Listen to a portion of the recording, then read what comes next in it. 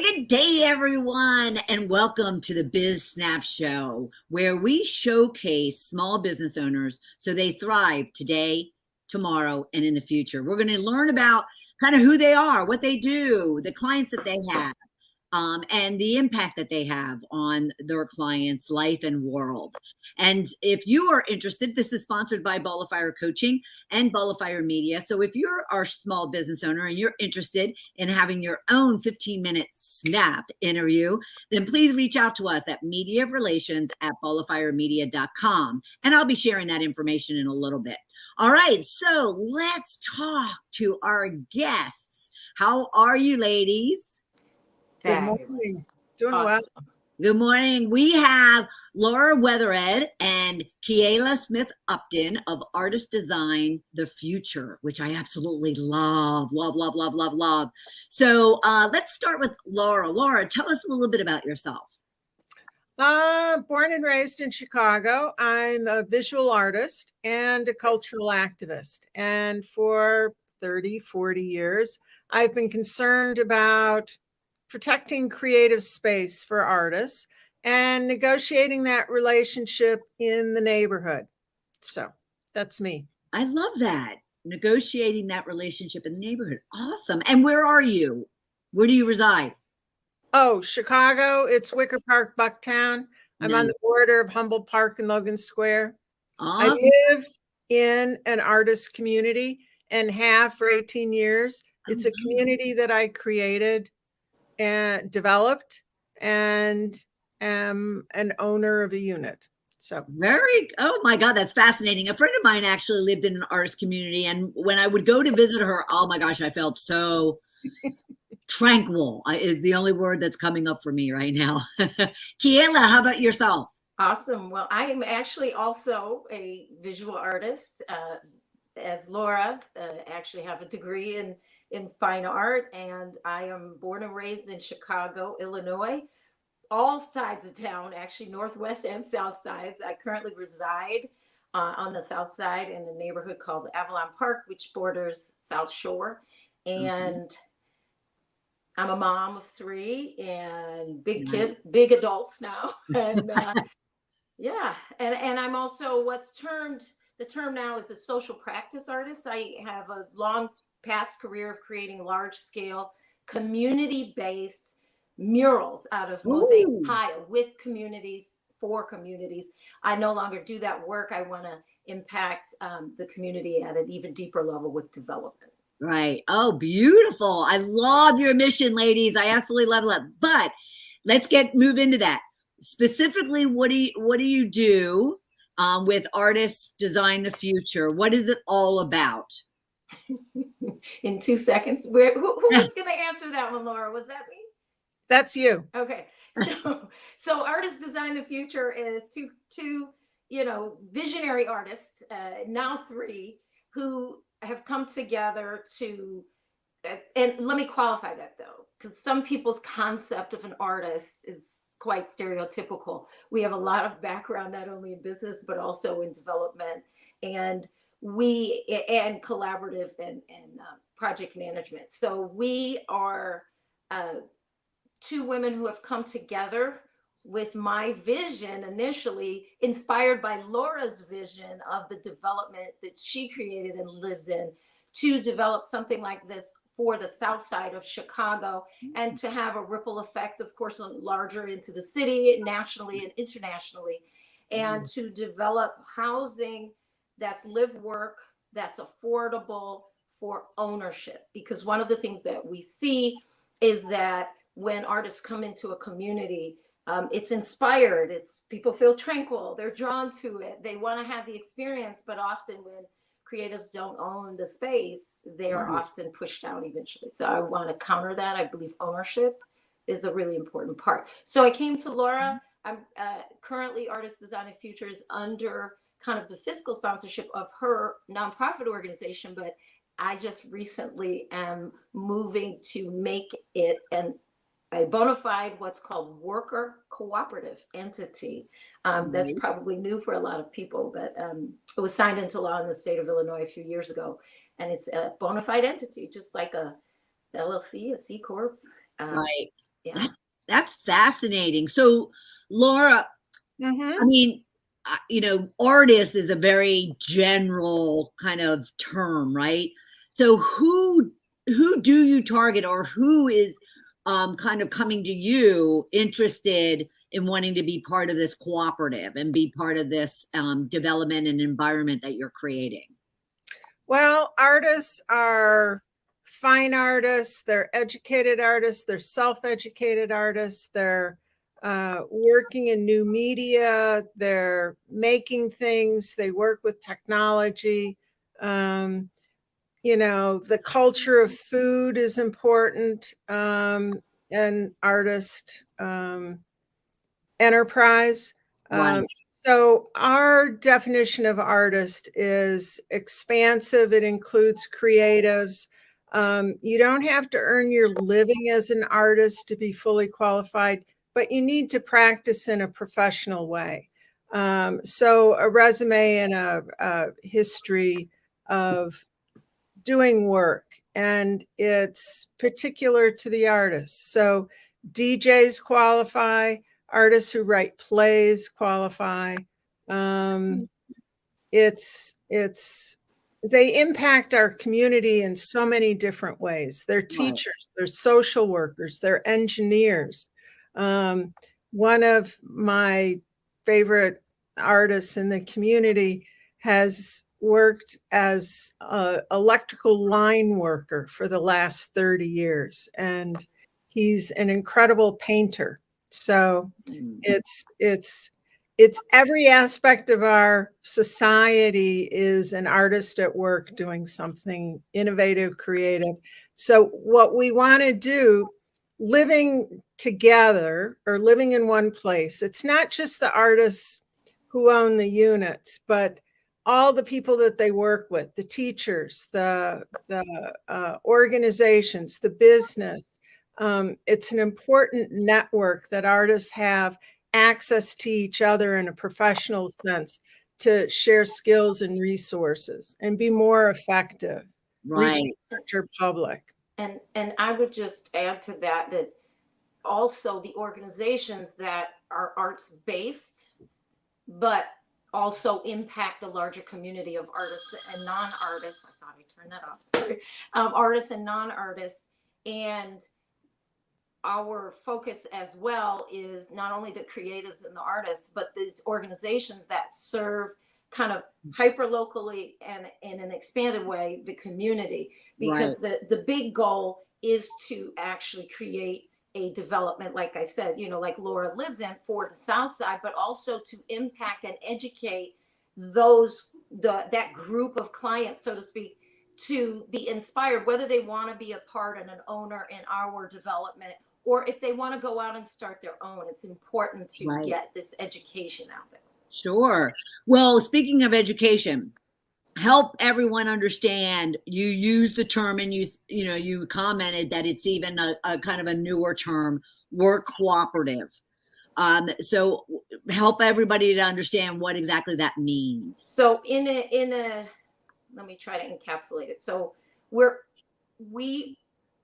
the Artist Design of Future will be formed very soon in the next few months into a worker cooperative. And that is an entity, like I said, just like any other bona fide entity, where it's run democratically. It's owned by those who are members and have a sense of equity and fairness in how it's run. Everyone gets a vote, as well as how profits are distributed, as well as losses at times, if that exists and happens.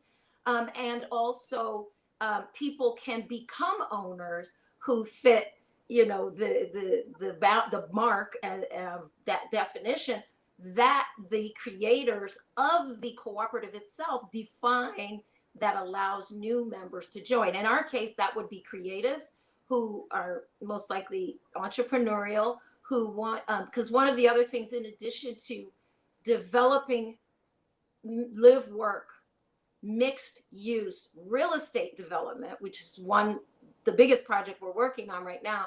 The worker cooperative will provide services and consulting, and those services will actually be from the provided by the owners, members of the cooperative, the worker cooperative. And it basically is artist-led community engagement. So an organization wants to have greater impact in the community. They want to reach out, Right. or get ambassadors behind an idea. Using the arts is a very powerful way to do that. So we'll be providing services for fees, as well as consulting around those kinds of things. It could be something as simple as a community mural, but it could be also a whole strategic process. Sure. It could be a design charrette, while we're simultaneously working to develop this real estate mixed use building, which will have 30 units. Wow, that's fast. Okay, so and the 30 units mixed use. Okay, so the 30 units is residential and commercial. So and mixed use, meaning commercial on the first floor. Okay. Is currently the way we have it set up is 6 units on the first floor, commercial, and 24 units of live work residential above on the top floors. Wow. That can kind of change depending on what the needs are of the people. Sure. So we're in the stage where we're reaching out to get a better understanding of what people need and want, so it can be more customized, and doing the fundraising around that. Ladies, talk about powerhouse mavericks who are kind of my community. That is so awesome. Now, okay, so we have an understanding of the business. We have an understanding of the clients you serve, or the individuals that you serve. And therefore, also we understand kind of the product and services you're providing. What is the benefit? What is the impact to those that become members, that become part of this community? What is it that they're gaining, apart from a structure, but what is it that they're really gaining that's transformative and beneficial to them?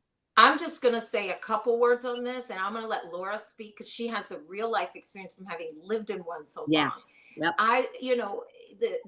The official language is that we are helping creatives create a foundation, build wealth for their future, develop their own entrepreneurship self and business of their art, in getting their art out to a larger audience, as well as being a hub in the community, a cultural and arts hub. But the individual, anecdotal impact, long-term impact, Laura can speak really strongly to. Awesome.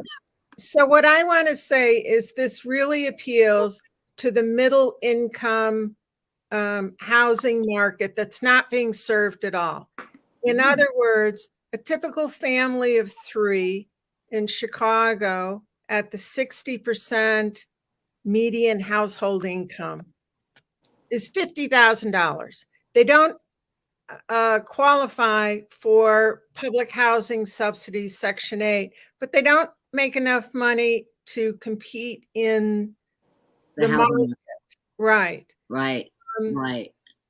But what we're offering at the cooperative level is that their carrying costs for 1,200 square foot unit is just under $1,000 a month. Okay. And so it's very affordable. It gives them stability. They can stay as long as they want. They can build up their own financial wealth and move on to other housing. But what's valuable within the co-op is that the units are flexible. It only costs $7,500 in a down payment to qualify, and that can be paid over a period of time. And if their life changes and they want to get out, they got too many kids, they could move to a bigger unit, or with 30 days notice, they can transfer that ownership to someone else without real estate broker fees, which drives up the cost. Sure. So they're not only getting a foundation of kind of stability, you know, and the opportunity to own property and the opportunity to gain wealth, but I would think, you know, the emotional impact has to be on the community that you're building, the people element of it. When you say, can you talk about that though, Laura? Because you have some, you know, some great stories. Right. It's definitely, you know, the studies that have been done in Chicago, and Chicago is a large market of co-ops, both market rate and limited equity, affordable housing. And the length of stay is 3 times longer than in the rental market. So it's hard to build community when there's such a changeover. And we're deliberate in talking about 25 to 30 units because it's big enough to know everybody. Yep. You don't have to be friends with everyone, but it's big enough to kind of sustain, you know, vacancies and the like without impacting the whole community. And it's actually big enough to be, it's cost effective. We manage our property ourselves, so we're kind of looking at ways to save money. Right. Single moms raise their kids and they feel comfortable because they can, you know, they've got neighbors to lean on. Right. I'm now older and it's helpful to have somebody help me carry bags upstairs. Sure. It's just as simple as that. Right. And the community element is just has to be so powerful. Well, you know, Laura has shared a variety of stories with me of her own experience in the development she's in, and in addition to many other things, which was why I reached out to her to say, hey, you've done this. Will you help me make this happen? That's how Artists Design the Future was born. Nice. One of the stories that really stood out for me is there's a variety of people in development she's in now who are like, you helped me see like possibilities that I wouldn't have seen or understood on my own. So that collective working together is so powerful, as well as just having like this confidence and your business have a foundation where you're not moving all the time. You're not wondering, well, where am I going to go? How am I going to do this? Which that instability, you can't really grow a business effectively either. Right. And I love that. You know, the collaboration, the engagement, the support. I mean, all of that is just, you know, gosh, that's so powerful. Now, I want you to touch on real quickly. I want you to touch on, you both of you are in Chicago. And like you said, you're trying to, Kiela, you're trying to bring this into the South Side. But then you also mentioned nationally and internationally. And I want to make sure for those of you that are learning about these ladies and their mission with Artists Design the Future, I want them to really understand what is it that you're doing to really then be able to kind of look at this nationally, even though that's not maybe what you're doing at this very moment, but what is your thought about it, at least nationally? Well, my thought is, and thanks to Laura as well, she is a lover and researcher of case studies at a level I've never been.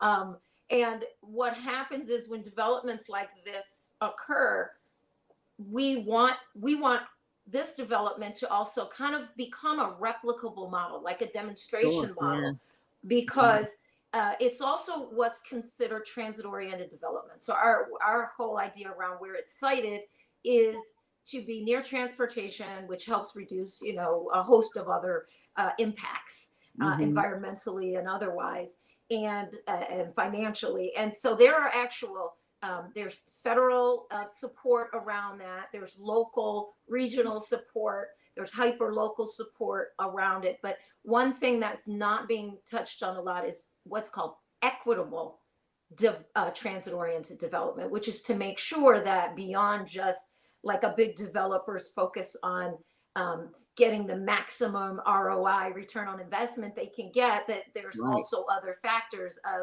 the community and the culture and other things. And so I really feel in my heart and soul that this project, the real estate development component of it, will become another case study, another model Nice. for other cities, for other Nice. locales, specifically serving areas that have historic disinvestment. Sure. And unfortunately, whatever their background, ethnicity, or race, creatives often can fall into that kind of economically marginalized area as well. But Yeah. our project in just Chicago specifically focuses in a neighborhood that's 93% African American. Right. Okay. All right. Well, that's fascinating. That is so cool. All right, everyone. These ladies are with Artists Design the Future.